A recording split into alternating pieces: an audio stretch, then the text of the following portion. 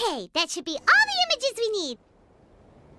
Let's head back and check with Lapine Pauline. Maybe she'll have an update for us.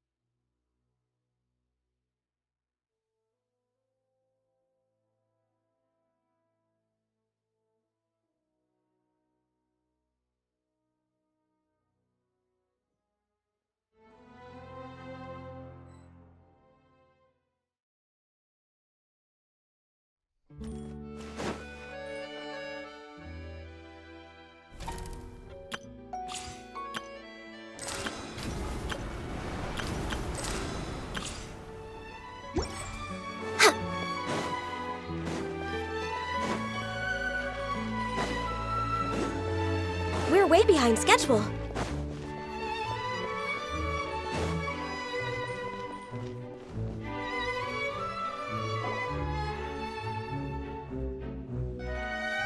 Huh? Isn't that Charlotte? What could she want with Lapine Pauline? Pretty please with the cherry on top, Charlotte! Journalist extraordinaire! Please tell me you're joking! I read that a gang of criminals tricked the Gardamex by disguising themselves as blubber beasts. It's true, isn't it? It has to be! I've invested all my savings into graph adversarial technology and even taken out a sizable bank loan. I'm begging you like the beggiest beggar in all of begdom. Okay. I need you to calm down a little, Miss Lapine Pauline. I admire your passion for your research, and I don't mean to dash your hopes for those, big-ticket orders. But I'm afraid I'm not joking. The Blubber Beast incident was a short story mailed to us by an anonymous amateur author, written in the style of a true story. Oh, Paimon sees what happened here. Sounds like the report Lapine Pauline read in the Steambird wasn't in the news section after all. Funnily enough, I actually remember being in a meeting where the editing team was debating the potential risk of misleading the public with this story. They even went to Maison Gardiennage for advice. But to our surprise, they fully supported us printing it. They figured that the false intel would be a great way to dupe potential criminals into wearing ridiculous costumes when breaking the law. In truth, Gardamex are extremely sophisticated in their capabilities. They can identify criminals just as reliably as the best human guards, so a crude disguise isn't going to get you far. If anything, it'll just make you stand out all the more. Since we ran that story, the Maison Gardiennage has made a slew of arrests, including, one phantom blubber beast, a titanic red-crowned finch, and a specter man. So I knew this story had helped out law enforcement, but this is the first time I'm learning of an innocent citizen being deceived by it, and investing so much mora for nothing.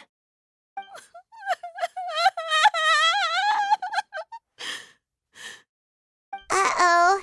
So Lapine Pauline's whole research project is based on a fictional story? Which means we're not gonna get a big bonus after all. But more importantly, she's gonna lose everything she's invested. Traveler! Paimon! You're back! I was in the area taking some photos for a story when I got to talking to Miss Lapine Pauline about her research. She told me about your collaboration. She was hoping I could write an article to spread awareness about image recognition technology. She even paid me for the article and gave me one of her prototype devices before I could get a word in. I unfortunately had to dash her hopes, and I'm afraid all your hard work was in vain too. She's desperately trying to find a way to rescue the project and get you the Mora you're due. I've tried to let her down gently, but she's finding it all very hard to accept. This is a new situation for us, too. It's such a pity. It seems like the author was only trying to make the story interesting, and the Maison Gardiennage only had Fontaine's best interest in mind.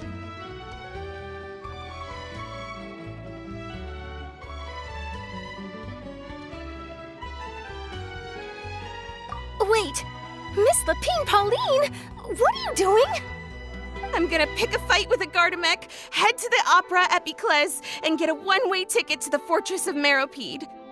That way, I won't have to repay my debts. It's the only way I can afford to keep on living. Whoa, there's no need to go that far. I mean, come on, look at you. You wouldn't even dent the Gardamec's armor.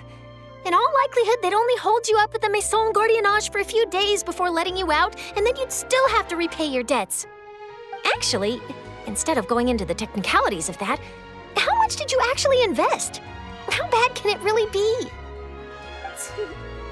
270,000 Mora. Okay, well, escaping to the Fortress of Meropide over a sum like that seems like a last resort. Surely there must be other options. Not anymore. I used to be an equipment supplier to the Fontaine Research Institute before that blew to pieces, and now I'm just a small-time engineer.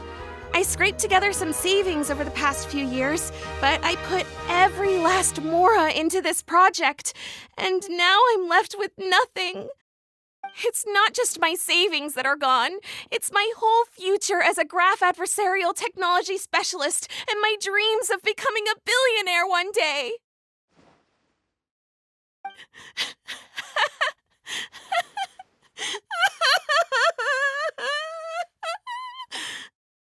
My life is over. Don't despair, Miss Lapine Pauline. I think I know a way for you to turn this around.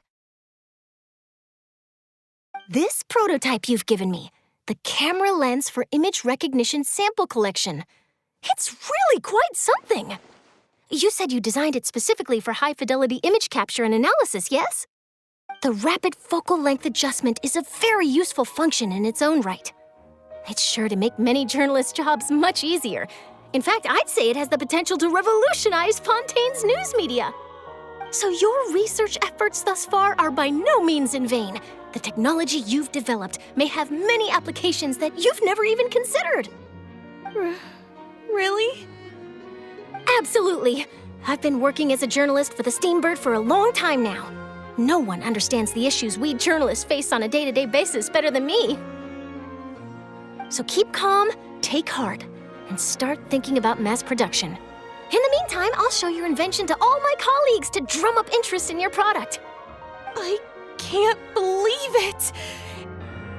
If this is true, then I can look into setting up a whole camera lens development pipeline.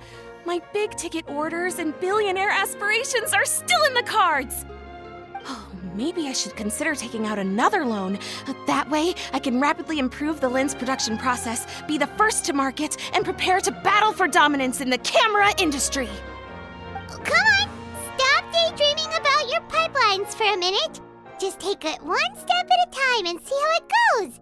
There's no sense in putting all your eggs in one basket before things are even off the ground. And I can probably speak to some people I know and license my image recognition device to a workshop to raise some funds. I can't believe I didn't think of this sooner. There's no time to lose. I need to get to work. Early bird gets the worm. Can you believe her? She just ran off. Paimon's pretty sure our advice went in one ear and out the other.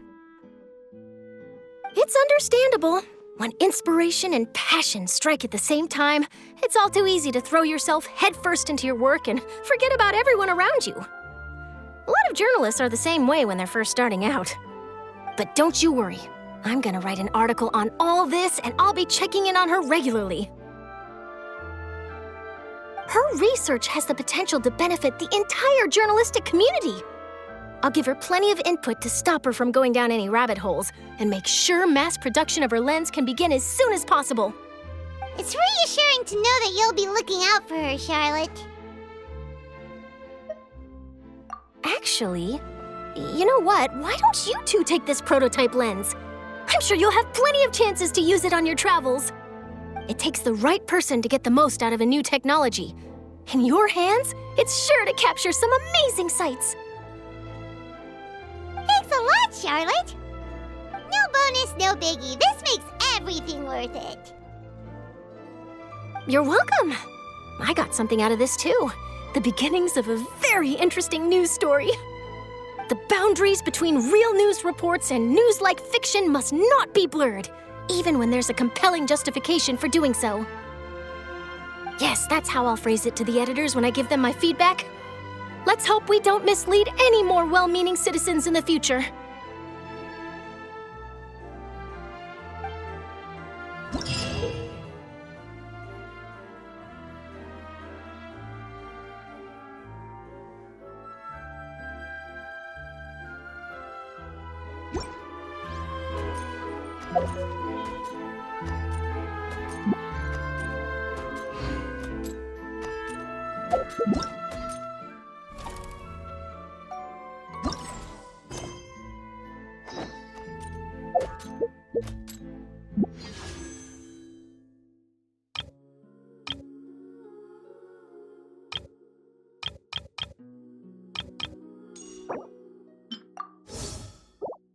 If you lie on the grass, you can feel the heartbeat of the world.